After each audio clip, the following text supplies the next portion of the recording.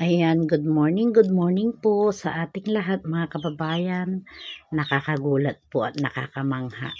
Pumunta po ako dito sa kapatid ng tatay ko at nagulat po ako. Ang daming bunga ng mangga mga kabayan. Talaga naman ayan, ang bababa po ng puno ng mangga dito mga kabayan. At talaga naman tignan nyo naman ang mga bunga nandyan lang po. Pwedeng abutin o diba? Ang dami pong bunga at syempre nagtingala-tingala kami ng aking anak. Nagtingin po kami, may mga bunga pong hinog sa taas at ayun. Sabi nung kapatid ng tatay ko ay kunin na lang po namin kaysa malaglag. So ayan, napagpasyan ko pong ako po ay umakyat sa taas ng mangga mga kabayan. Nakakasabik umakyat sa puno ng mangga kasi ang bababa naman po siya.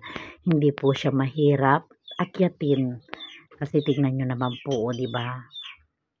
Pahiga po yung puno ng mangga dito sa kapatid ng tatay ko. At ayan, umakyat po ang inyong kababayan. So ayun, dahil sa hindi ko po maabot yung mangga, kasi medyo mahaba po yung tangkay na pagkukuhaan. Kaya kumuha po yung anak ko ng panungkit at inabot po niya sa akin. Ayan, alawa kung tawagin.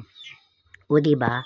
Ang buhay po dito sa probinsya mga kabayan, bawal pong maarte. Pwede po sa madiskarte o di po ba?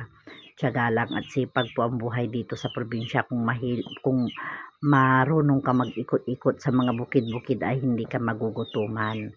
So ayun na mga kabayan, ang sadya po namin talaga dito ay kumuha ng kangkong.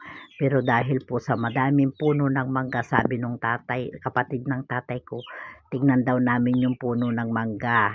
Ayun, kaya ayan, sinamahan po kami ng kapatid ni tatay. Ayan na mga kabayan, nakuha ko na po yung mga hinog na mangga. Dito naman po tayo sa kabilang puno mga kabayan, kasi dito sa kabilang puno mayroon ding hinog. So susungkitin po namin ng aking anak. Ayan, sinusungkit ko po mga kabayan, sayang na rin yan, pang ulam na rin yan.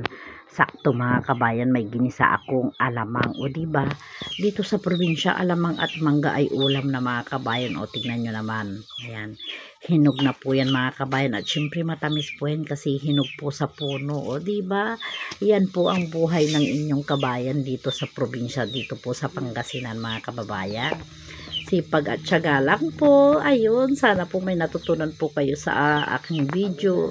Basta ang masasabi ko lang, diskarte lang po. Ayan, good morning ulit. Thank you for watching. Like and share my video.